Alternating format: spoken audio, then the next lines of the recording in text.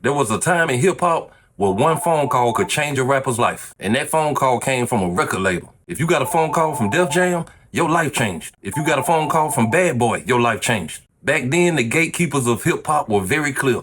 The record labels, the radio stations, MTV. And if you didn't have access to those three doors, you didn't exist. You could be the best rapper in your city. You could be the best rapper in your state. But if you ain't have a label pushing you, nobody outside your block would ever hear your music. That was just how the industry worked. But something started to change about 10 years ago. And at first, people ain't really notice it. It was small. It was quiet. It was just a few guys sitting in chairs, talking into microphones. No big office, no fancy buildings, just a camera, just conversations. And what started happening was very interesting. Artists started going to these podcasts before they went to radio. And before people even realized what was happening, the new power structure was being built right in front of us. Because the people sitting in those chairs were not just interviewing artists anymore. They were shaping narratives. They were launching careers. They were destroying reputations. They were becoming the new gatekeepers. And that's when it hit me. Hip-hop podcasts have become the new record labels. Not in the traditional sense. They don't own your masters. They don't sign you to a deal. But they control something just as powerful,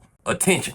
And in today's music industry, attention is everything. See, back in the day, a label could make you a star.